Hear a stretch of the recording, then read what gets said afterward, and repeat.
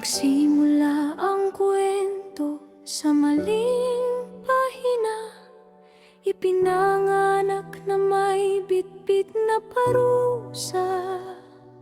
Sa paningin ng mundo, ako'y isang mantsa, bunga ng kasalanang di ko naman gawa. Bulong-bulungan sa tabi, tinging mapang-uri, anak sa labas bansag na may pait at kiling. Pilit tinatago ang mukhang may luha, sa mundong ang tingin sa akin ay barya.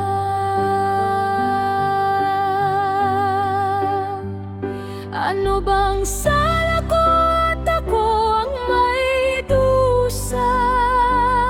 Kasalang di ko hiningi, bakit ako ang may parusa? Dugo nyo rin naman ang dumadaloy sa akin, ngunit bakit sa sulok ako'y tinatakwil?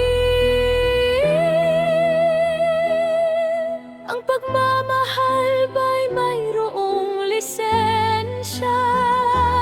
Bakit ang hiling kong yakap may kapalit na husga?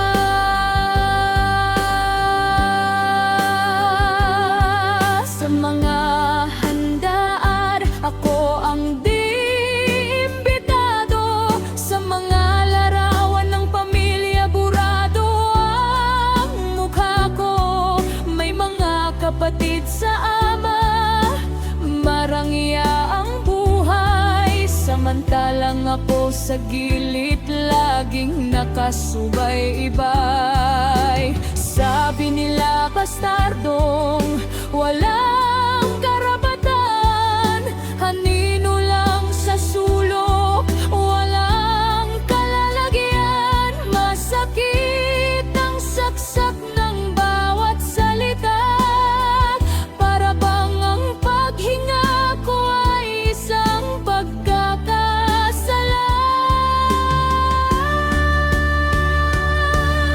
Hindi ko pinili ang maging ganito.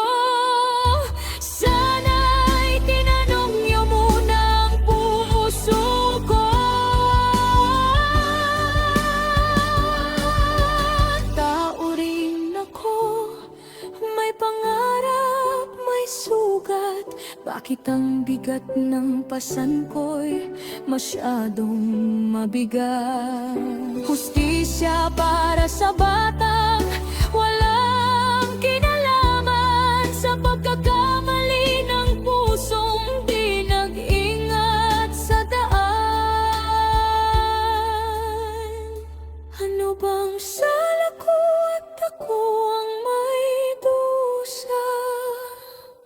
Kasalang di ko hiningi, bakit ako ang may parusa? Dugo nyo rin naman ang dumadaloy sa akin, ngunit bakit sa sulok ako'y tinatakwil?